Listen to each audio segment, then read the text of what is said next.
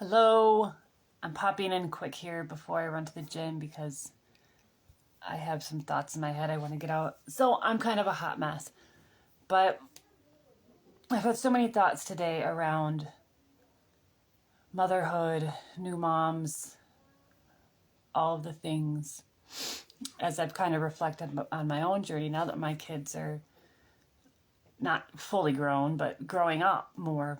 My youngest is 7. And reflecting on kind of my early motherhood journey and how it affected me, and realizing how much anxiety led my life and why that is. The amount of kind of anxiety and depression that layered each other. And they're actually opposites, because depression is basically pain that you're still feeling from past traumas or wounds in your life that you still have residual feelings about. And anxiety is fears of the unknown, fears of the future, fears of things that you can't control. So when you combine those together as a new mom with limited to no support and not being raised in a culture that honors motherhood, it doesn't teach girls how to be mothers, how to value motherhood, we end up in such a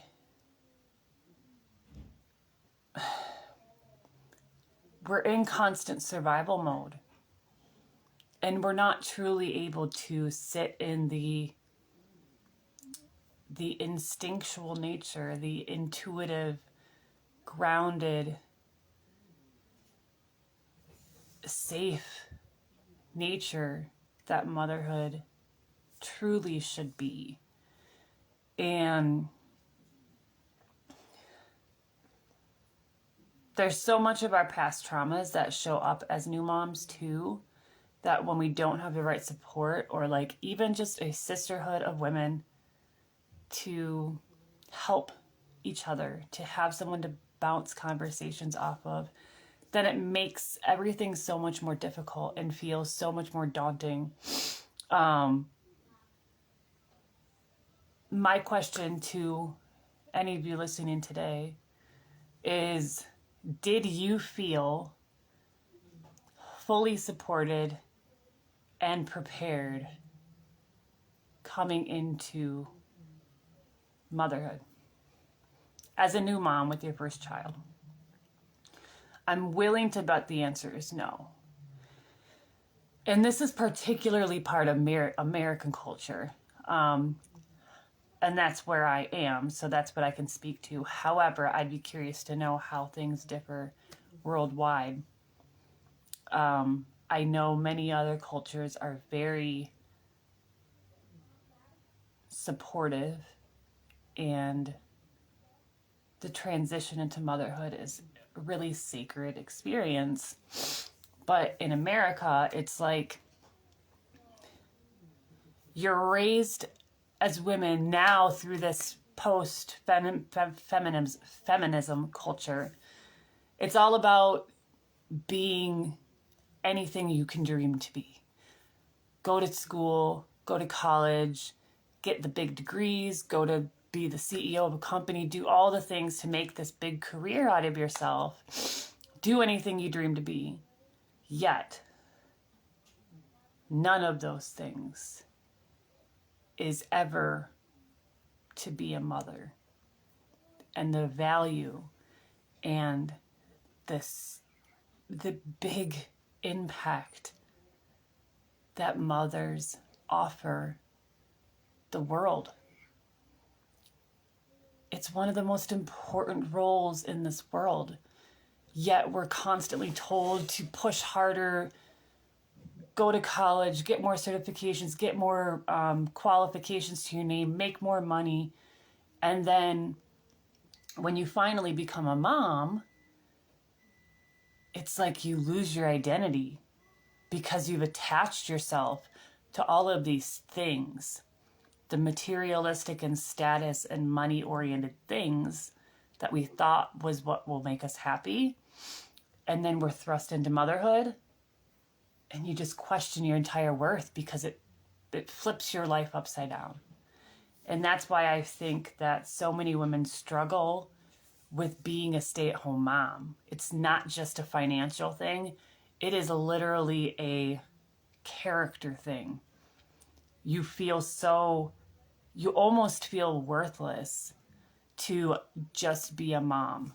And it's constantly diminished and devalued, and like you're wasting your life away because you went to all this schooling and you did all this stuff, you paid for this degree, and you're just going to be a mom. The way our culture speaks to mothers is so... I don't even know the word. It's very belittling. Even when we talk about holistic wellness and questioning doctors when it comes to vaccines and other things, even just the conversations around that, you can find very clearly how mothers are positioned and how they're perceived. Because someone can make comments, I've heard it time and again, of like, oh, you're just a mom, but you think you know better than your doctor. What if my instincts are stronger than your doctor's degree? And what your biased, government-approved medical degree offers you?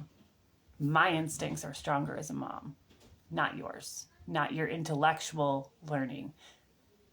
It's important for us to acknowledge as women the divine nature of our soul and our body and our spirit and our connection with our children. Nothing is wiser than that biological, physiological, energetic connection with you and your babies. Nothing. Your instincts are everything. It's everything. If you feel something's off, it probably is. And you need to trust those instincts. And for centuries now, women have been taught to ignore their instincts, to cast it aside for the sake of an expert or intellectualism. And the intuition and the mystic and the healer and the medicine woman is completely diminished because it can't be proven by our so-called superior scientific tools, because it can't be learned. You can't really learn that knowledge in a book. You can learn to follow what you hold in your heart. You can learn to unlock your own instincts and intuition, but it's not something you can read from a book and just suddenly know. It's not how it works.